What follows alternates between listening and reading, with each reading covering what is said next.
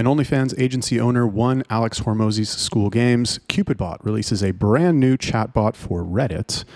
And TDM makes $100,000 per day on OnlyFans.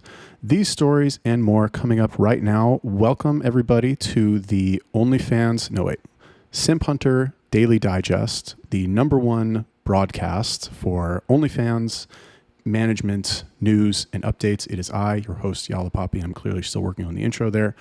But without further ado, we've got a lot of very interesting stories for you today. So without further ado, I just said that, say it twice. Let's jump right in. Our top story tonight, Dylan Beese, or BC, or Beese, who is a notable figure in the OnlyFans management space. He is a Federation member. He is a loud and proud Trend Hunter affiliate. And he's also apparently really good at OFM and also really good at selling, I don't want to say selling courses because you guys will turn up your nose at him, but he won the Alex Hormozi Skool Games. Now, what is that? Why is that important? You guys know who Alex Hormozi is. He is one of these business guru people, very intelligent guy, makes excellent business content, blew up very quickly, super smart, makes a ton of money. He partnered with the teaching platform called Skool and is doing these monthly contests called the Skool Games. And basically what it is you create a community on the Skool platform, you create a course or some kind of teaching thing, and then you promote it, and the top 10 winners every month, and winners is determined in terms, I think, of revenue generated through the site, are flown to Las Vegas to meet with Alex Hormozi, and I assume he interviews them about how they did what they did, and he buys companies, so that's maybe on his radar as well. So anyway, I think this is very impressive, very impressive. The Skool Games popped up in my feed on Instagram the other day, and I was looking at it and I was considering it, and I was like, man, wouldn't it be cool if I taught a how to do OFM program on there? And then I somehow today came across Dylan's page on Instagram, and lo and behold, he actually won the Skool Games. So I haven't checked out his program yet. It is free to join his community. I will link to it down below. If you guys are interested in learning how to run an OnlyFans management agency, might be a good place to start. I don't know. Just saying, it's free to join. Check it out. Link in the description. Our next story is that CupidBot, the famous, let's say, and I say the famous chatbot that many people use to funnel dating app traffic from Tinder, Bumble, to Snapchat, to OnlyFans, now has a Reddit chatbot feature. So why is this a big deal? If you guys have ever used CupidBot for chatting on Snap, then you'll know that it is incredible. It is such a good tool for seeming like it's an actual dumb 20-year-old girl who's having conversations and trying to drive to OF. It's amazing. And the problem is that Snapchat is like obsessed with banning accounts that even slightly trigger anything in their system. It's super advanced. It's very hard to trick Snapchat. And as a result, it's super hard to use the bot because, Snap accounts get banned so quickly. So Reddit, by comparison, is very low-hanging fruit because any girl that posts lots of OnlyFans content on Reddit is going to get a ton of messages from thirsty dudes. Hey, oh my God, you're so beautiful. My name's Brian. Can I cook you dinner? Right? Like the meme. No offense to any Redditors who are watching this, but it is what it is. Anyway, the point is that they're going to get a lot of messages. Nobody is sending messages on Reddit right now. They're all just trying to drive to OnlyFans. And word on the street is that the conversions for this are super high. And, definitely worth checking out if you do Reddit. You can make posts on Reddit, send messages to the fans, convert that way, from Reddit. It'll be amazing. Give it a shot. Check it out. I will drop a link down in the description. Story number 3. TDM, which is an OnlyFans agency. I'm not sure what TDM stands for, to be perfectly honest with you. However, they are blowing up on social media, or at least they are publishing lots of YouTube videos in the past couple months, Flexing their results, very high production value in the videos. These guys seem to know what they are doing. They are clearly making a push to publish more social media content and to develop a community. They have a very active Telegram group as well. I have not personally verified their results, but you can just kind of tell that like they know what they're doing. So why is this a big deal? Because they recently published a video on their YouTube channel that is titled How We Make $111,687 per day with OFM. Now, I saw this pop up in my feed and it caught my attention because, I mean, it's one thing to do 100K a month. That's already a milestone that most people would kill for. But $100,000 a day is insane. I don't know of anybody else who's claiming that. These guys are the only ones who are claiming that. Now, I will say that I had heard of TDM before, but I thought they were a chatting agency. I didn't think they were an OnlyFans agency. So I'm not sure if they're using OFM as like a better keyword, but they're really a chatting agency. But regardless of what it is, regardless if they're a chatting agency or they're an OnlyFans agency, $100,000 a day is really good. Like, I don't care how that money's coming in, but like if you're doing $100,000 a day, which is $3 million a month, over $3 million a month. That's pretty darn good. Pretty darn good. Most people will be lucky to do that. You know, they'll never do that their whole lives, right? So I will drop a link to the video down below. I will say that I didn't watch all of the video because it's like 45 minutes long, but the parts that I did watch, I didn't see anything that was like, that blew my mind. Like, oh my God, I should do this. And then I'll also maybe make this much money. However, you know, these guys do have swag. And if you are looking to consume some more content, if you want to join yet another Telegram group, there's probably worse groups to join. Not mine. Of course, mine's the best. You should join mine too.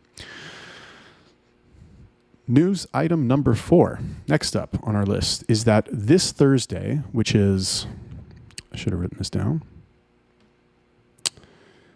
June 6th, Thursday, there will be a Miami OFM meetup at Empire Social Club in Brickell in Miami, where we will all get together and be, you know, manly men and drink whiskey, smoke cigars, and talk some bullshit about OnlyFans management. It's a great way if you live in Miami to meet other OFM people. If you are visiting Miami, you can come and meet OFM people. I have been to one of these meetups before, and it was great. I met the Babe Page brothers there. That led to some great things for me. And it's great for networking. So you never know who you're going to meet at these things. There's always a really good energy in situations like this where it's a very, like, let's be honest, it's a very lonely thing what we do. We're all on our computers all day, every day. You don't know any other people in real life who do this. There's nobody that you can really relate to other than some random people in a Telegram chat. So when you finally meet some people in real life who actually do this kind of thing, you know, it's very, it's just a good vibe. So if you're going to be in Miami June 6th, or if you want to come all the way out to Miami just to meet for some cigars and some drinks, you're welcome to do it. It's going to be at Brickell's Empire Social Club, Thursday, June 6th at 7 p.m. Be there or be square. Number 5, there was a major Instagram update a couple weeks ago that prioritized original content to the detriment of aggregate pages. Why is this a big deal? Now, I mentioned the Instagram brothers before. Instagram has been historically, or at least recently, a major source of traffic for many OnlyFans agencies, especially since TikTok, you know, in the past 8 months or so has become much harder to drive traffic on. They've become much more strict. TikTok lives are not as easy as they used to be. And now Instagram was kind of what took the place of the kind of hotspot for short form vertical content. Many people were doing babe pages. They were creating lots of model pages, reposting content. However, this update went into place that is no longer giving equal chance to go viral to aggregate pages that post non-unique content. Now, how are they identifying what is unique and what is not unique? I don't know. Some people that I have talked to have claimed to figure this out, and they say that if you just change the metadata, then everything will be fine. I can tell you personally that my Babe pages took a massive hit in traffic. However, maybe that was due to the trends not being as good. Maybe the content I was posting wasn't as good. I'm not sure. But it is something that people are reeling from. There's a noticeable effect, and it's likely that the effect will get worse over time. So if you run Instagram, or if you're thinking about running Instagram, I recommend that you check that out so that you can plan accordingly. Link in the description. Next up on our list, I'm going to, this is an editorial piece, and an editorial for those of you who, are like under 30 years old and have never seen a magazine in real life. An editorial is basically an opinion piece where the author will write, what they think, and not report the news.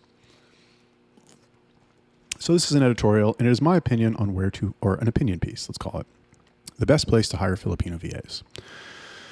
So once you grow your OnlyFans agency to a certain point, once you recruit a certain number of models, once you decide to operate on multiple traffic platforms, once you want to bring on chatters, it is unavoidable that you will need to hire people. I don't care how good you are at automation. I don't care how good you are at making software. You are going to need a team. You're going to need to hire people, and there's no way you can get around it. Now, the best bang for your buck, I would argue, is to get people from the Philippines. They are mostly native English speakers, not the best English, but good enough to get the job done. They are, and they're just used to working for foreigners. Now, where do you find these people? Many people look on Upwork and Fiverr, but I don't like those pages, those websites, because they are geared towards contract work. What does that mean? You go to Upwork, and when you look to hire somebody, you are hiring a freelancer to perform a task for you, or more specifically, to do a project for you. You make a post, and the post, I think they even call the post a project, and you're like, I need somebody to do this for me. The contract length is X amount of months, and blah, blah, blah. Implying that there's going to be an end to it, implying that you are going to have to hire somebody else, or extend the contract or something. So bottom line is that these people are not looking for full-time work. And if you run a business, then you want things to be as streamlined as possible so that you don't have to hire people for the same job every fucking 2 months or 3 months.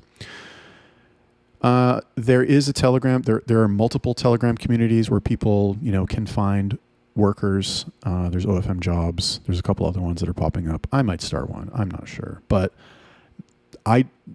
and you can find good people there. It's not like you can't find good people, but there's a lot of trash over there, and there's a lot of low quality people.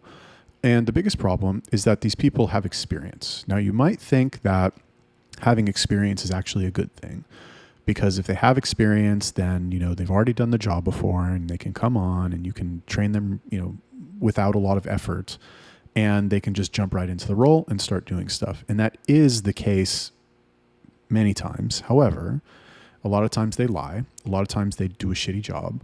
A lot of times they start the job and they're like, you know what? I don't actually like this. I'm not going to do it anymore. And they disappear. A lot of times they take your job and they also take a bunch of other jobs from other people, and it spreads them too thin, or they just quit your job altogether. Bottom line is that, yes, you have a large pool to select from Telegram. However, the quality is low. No offense to anybody who looks for work on Telegram, but step it up possibly. Okay. So with those, with that being the case, where should you hire from? And I would say that the best place to hire from is from onlinejobs.ph. All of the best workers that I've ever hired, none of them came from Telegram. Every single one of them came from onlinejobs.ph. Every single one of them, I hired them and trained them from scratch according to my best ideas, I guess, according to my training program. Whereas pretty much everybody I've hired from Telegram has been dog shit. No offense, but they've been bad. I've hired video editors from onlinejobs.ph. I've hired people who do outreach, cold DMs. I've hired chatters from there. With chatters, you have to be a little bit tricky with the wording on the job ad, and you have to kind of play that game a little bit. But the quality is much better there. The trade-off, obviously, is that you have to train these people from scratch. So, which is going to be better for you in the end anyway. The more I do this business, the more I realize that it is better to create a detailed training program, hire people with no experience that have the right attitude and the right personality, and train them according to what you think is the best, as opposed to just looking for people with experience and not really paying attention to much else. It's not as good, trust me. Our next story, we're going to talk about the top post on the OnlyFans advice subreddit in the past year.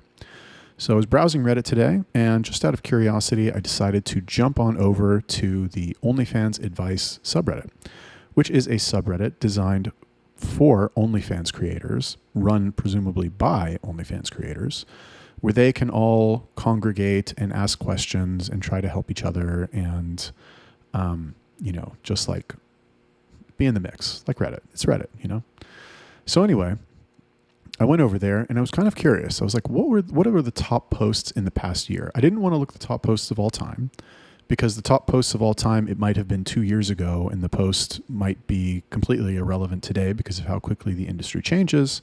But it's June 1st. I figured the top posts in the past 5 months would still at least be somewhat relevant to what's going on today. Now, the top post was very interesting, or it was interesting to me what the top post was because it was extremely general. It was like how to get started on OnlyFans, complete guide on how to get started on OnlyFans.